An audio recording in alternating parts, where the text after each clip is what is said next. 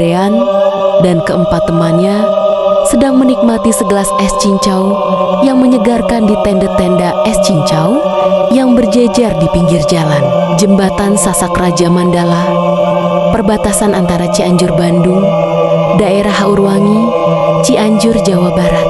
Mereka beristirahat sejenak dari perjalanan panjang, berteduh dari terik panas matahari siang yang menyengat.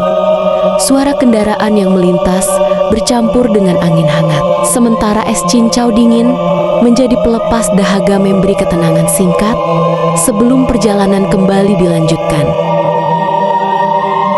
Punten teteh, kamu udah nikah apa belum? Belum aku mah, masih single, pacar juga belum punya. Teteh mau nggak jadi pacar aku? Gah, takut. Kata si mama jangan pacaran, gak boleh dosa. Yah, aku ditolak. Ya udah tuh teh, semuanya jadi berapa? Cincaunya 5. Semuanya jadi 25.000 Bentar ya teh, aku ambil uangnya dulu di pohon. Iya saya tungguin. Ini teh uangnya 100.000. Aduh gak ada uang kecil gak ada kembalian atuh. Ambil aja kembaliannya buat teteh. Serius ini kembaliannya buat aku. Ya, serius atuh teteh. Buat teteh nih, aku tambahin 100.000 lagi. Masya Allah, tabarakallah. Rezeki anak soleh. Nuhun pisan uangnya. Alhamdulillah. Terima kasih ya Allah. Makasih ya teh cincaunya. Mantap. Terima kasih banyak Semoga selamat sampai tujuan. Andrean dan keempat temannya Farhat, Farel, Noval, dan Tama kembali masuk ke dalam mobil dan melanjutkan perjalanan menuju Sukabumi. Mesin mobil menyala, perlahan meninggalkan kawasan Haurwangi, menyusuri jalan berliku dengan pemandangan perbukitan di kiri dan kanan. Di balik kelelahan perjalanan, perasaan tenang masih menyelimuti mereka. Tanpa menyadari bahwa perjalanan ini belum sepenuhnya aman, mobil melewati perbatasan Cianjur, Sukabumi, lalu masuk ke jalan raya wilayah Cibadak, Sukabumi. Lalu lintas mulai terasa lebih ramai. Deretan toko dan rumah warga tampak di sepanjang jalan. Meski perjalanan terus berlanjut dengan normal, suasana di dalam mobil perlahan berubah. Seakan ada firasat yang tak terucap di antara mereka. Di setengah perjalanan, mobil yang mereka tumpangi masuk ke area pom bensin Pertamina untuk mengisi bahan bakar. Mesin dimatikan. Suasana sejenak hening. Hanya terdengar suara pengisian bensin dan kendaraan lain yang keluar masuk. Andrean dan keempat temannya turun dari mobil, meregangkan badan tanpa sadar.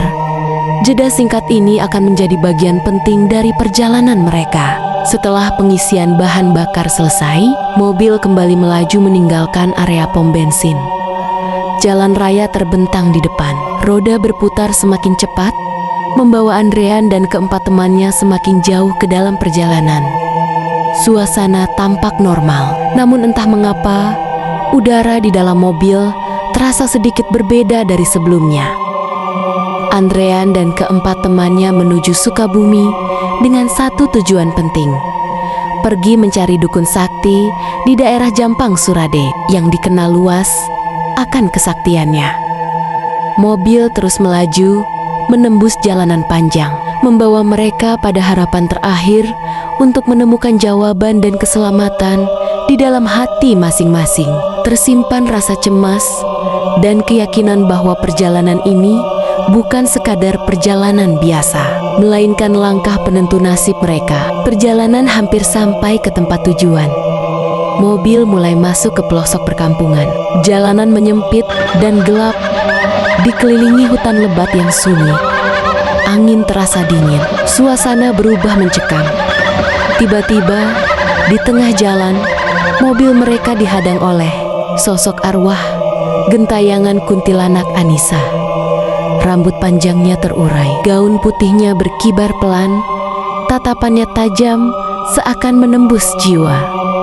Kehadirannya jelas bukan tanpa maksud dia muncul untuk menghentikan niat Andrean dan keempat temannya agar perjalanan mereka mencari dukun sakti itu tidak jadi dilanjutkan.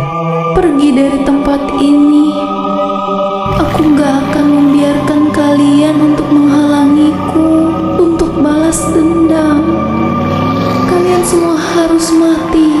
Dre, ini mobilnya kok jadi mundur? Kok bisa sih Farhat? Aneh banget. Entahlah Dre, gua juga bingung. Kayaknya kita dihalangi oleh arwah Anissa, bro. Supaya niat tujuan kita nggak jadi. Ini nggak boleh dibiarkan. Farhat, lu usahakan tancap gasnya. Oke Dre, gue usahakan. Usaha kuntilanak Anissa untuk menghalangi mobil Andrean pun gagal. Dengan wajah tegang dan tangan gemetar, Farhat langsung menginjak pedal gas dalam-dalam. Mesin meraung, mobil melesat menembus jalan sempit di tengah hutan, meninggalkan sosok Anissa yang berdiri diam di belakang tatapannya penuh amarah. Mereka terus melaju tanpa menoleh ke belakang, sadar bahwa keputusan ini akan membawa konsekuensi yang jauh lebih besar dari yang mereka bayangkan. Mobil Di sini Dre Andrean tempatnya. akhirnya Aki tiba di Jambrong sebuah dukun yang rumah paling tua sakti yang di berdiri daerah sendirian Jampang. di tengah Ya udah, hutan. gue tunggu di dalam mobil. Mesin dulu. mobil Lu dimatikan. bareng anak-anak Suasana ke tempat langsung kakek berubah dukun sunyi itu. mencekam. Ya udah bro, kita ke Andrean rumah Ki Jambrong. dan keempat temannya Buat turun mastiin perlahan dari mobil. apakah dukun Langkah sakti itu kaki ada di mereka dalam. terdengar Kita jelas semua di atas tanah serahin lembab. ke lu. Di Soal hadapan ginian, mereka, Farhat. Ya tenang rumah aja, di bro. tepi hutan itu Gua yang akan tampak masuk ke rumah gelap itu. dan dingin Lu seakan tunggu aja di menunggu luar. kedatangan mereka. Ngapain sih si Farhat bawa kita ke tempat hutan seram kayak gini? Iya Noval, gue nggak betah banget. Pengen cepet-cepet balik ke Bandung. Udahlah, nggak usah rewel kalian berdua. Tujuan kita ke sini buat ngusir arwah Anissa. Kita harus secepatnya mengakhiri balas dendamnya arwah Anissa. Jangan ada korban selanjutnya.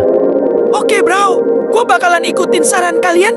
Gue juga nggak mau jadi target selanjutnya. Iya sama Tama, gue juga nggak mau. Ya intinya kita harus sama-sama untuk mencegahnya sebelum itu terjadi. Jangan sampai arwah Anissa terus meminta korban. Andrean dan keempat temannya kini berdiri tepat di depan rumah Aki Jambrong, dukun sakti dari Jampang Surade.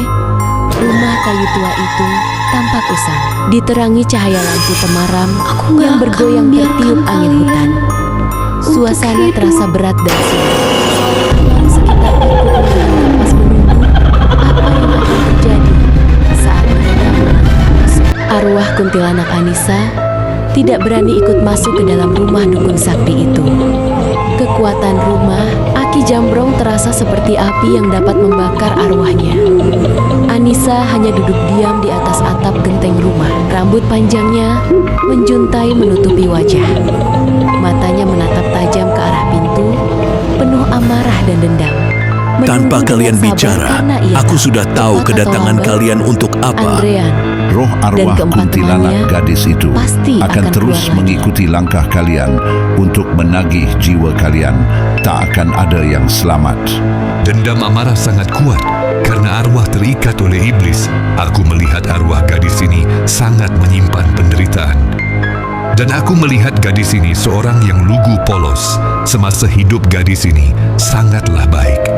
Aku melihat kematiannya teragis.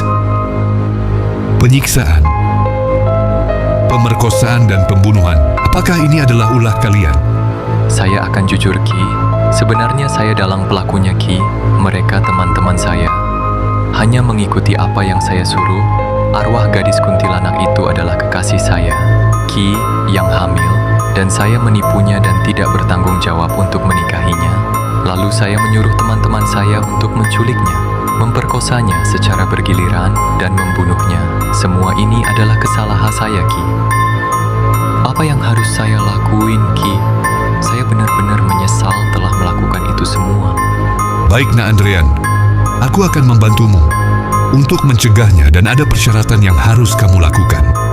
Baik Ki, akan saya laksanakan. Persyaratan apa yang Aki ajukan? Arwah kuntilanak gadis itu akan aku rajah. Dengan paku emas ditancapkan di kepalanya, kembali ke wujud manusia. Tetapi dengan syarat kamu harus menikahinya, karena ingatan di masa lalunya akan menghilang dan digantikan oleh kenangan yang baru bersamamu. Balas dendam tidak akan lagi terjadi. Persyaratan kedua, buatlah dia bahagia dan jangan ingatkan dia di mana ia pernah mengalami sesuatu yang pernah terjadi. Bawa ke tempat suasana baru. Persyaratan ketiga, kuatkan dirimu dari godaan wanita karena akan banyak rintangan. Jika Nak Andrean mampu kuat dari segala ujian, maka duniamu akan sukses karir. usaha, pencapaianmu akan terlaksana. Karena sejatinya gadis kuntilanak itu adalah manusia dan membawa keberuntungan untukmu. Baik Ki, saya bersedia menyanggupi persyaratannya. Waktu sudah tengah malam. Aku akan melakukan ritual pemanggilan arwah Anissa. Kalian tunggu dan jangan ada yang keluar sebelum saya pulang. Iya, Ki. Kami tidak akan keluar. Bro, gua menyetujui persyaratan Aki Jambrong. Gua harus nikah sama Anissa. Hanya ini satu-satunya jalan keluar agar kita selamat. Tolong buat kalian, jangan ada satupun orang yang tahu kalau istriku adalah seorang kuntilanak. Cukup kita berempat yang tahu soal ini. Oke, Dre. Gua dan anak-anak akan jaga rahasia ini. Hei arwah nu teh tenang. Anissa nu ngalayang di antara alam. Ku izin Gusti nu Maha Kawasa. Ku tapak karuhun Sunda. Kuring nyuhunkeun maneh nembongan. Ulah nyumput dina pehting. Ulah ngahiang dina powek. Lamun aya dendam nu can rengse. Sumping kapayunan kuring ayehna. Sini mendekatlah kamu, jangan takut. Hei kakek tua, jangan kamu menghalangiku untuk balas dendam. Hentikan sebelum nyawamu ku bunuh. Dukun sakti Aki Jambrong bersiap melakukan ritual terakhir. Dengan wajah tenang namun penuh wibawa, ia mengeluarkan rajah kuno warisan. Anissa, Kejauhan mulai hari sudah ini tulisan kamu akan hitam Aki pekat jadikan di putri atas angkat. kain putih Sini yang putriku, sudah mendekatlah. dimantrai. Aki Jambrong tahu Anissa tidak bisa dimusnahkan. Arwah itu hanya bisa ditarik kembali ke wujud manusia, lalu disegel ingatannya agar dendam masa lalunya lenyap. Dengan suara berat, Aki Jambrong mulai merajah udara. Tanah bergetar pelan. Hirup dari Angin anjing hutan jadi manusia, tapi berputar ulah iling kencang karena sengsara. dari atap rumah. Kuntilanak Anissa menjerit tubuh arwahnya, tertarik paksa ke halaman. Sebuah paku raja ditancapkan tepat di kepala Anissa, bukan untuk menyiksa, melainkan memutus ikatan dendam dan kenangan kelamnya.